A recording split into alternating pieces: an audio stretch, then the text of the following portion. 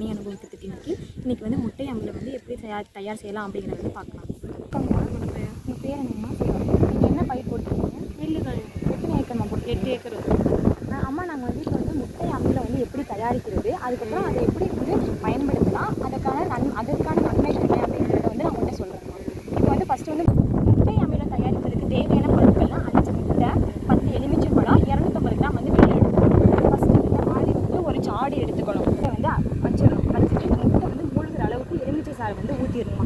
ஊற்றிட்டு நல்லா மூடி ஒரு 10 நாளைக்கு வந்து அப்படியே வந்து தொடாமல் வச்சிடணும். அதுக்கடுத்து 10 நாள் கழிச்சு என்ன பண்ணணும்னா அந்த 250 கிராம் வந்து வெள்ளை வைக்கணுமா. அதை எடுத்துக்கிட்டு இந்த முட்டையை வந்து ஒரு கம்பு குச்சி வச்சு நல்லா உடச்சி விட்டுக்கணும். உடச்சிட்டு அந்த 250 கிராம் வெள்ளத்தை வந்து சேர்த்துட்டு இதை வந்து நல்லா மூடி ஒரு 10 நாளைக்கு அப்படியே வச்சிருக்கோம். அதுக்கப்புறம் அந்த 10 நாள் கழிச்சு என்னன்னா அந்த கலவை எப்படி இருக்கும், ஒரு நுண்ணூட்ட சத்து நிறைந்த ஒரு கலவையாக இருக்குமா.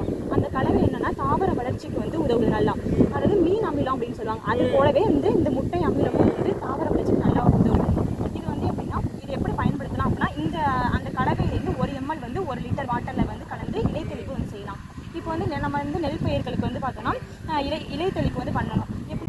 நெற்பயிர்களுக்கு வந்து இந்த முட்டை அமிலத்தை வந்து ஃபோலியார் ஸ்ப்ரே அப்படின்னு சொல்லுவாங்க. இலை தெளிப்பு செய்வதன் மூலம் நாங்கள் வந்து இங்கிலீஷில் வந்து ஃபிசியாலஜிக்கல் பேராமீட்டர்ஸ் அப்படின்னு சொல்லுவோம்மா. அதாவது அந்த குளோரோஃபில் கண்டென்ட் வந்து அதிகரிக்கும். அதுக்கப்புறம் முழு இலை பகுதி அப்படின்னு சொல்லுவாங்க. இதெல்லாம் வந்து அதிகரிக்கிறதுக்கு வந்து இந்த முட்டை அமிலம் வந்து யூஸ் ஆகும்.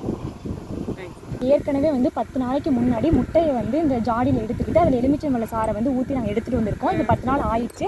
இப்போ இதில் வந்து நம்ம 250 கிராம் வந்து வெள்ளத்தை ஆட் பண்ண முடியும். சரி, அதுக்கு முன்னாடி இந்த முட்டையை வந்து இந்த மாதிரி கம்பு குச்சியை வச்சு நல்லா உடச்சி விட்டுக்கணும்.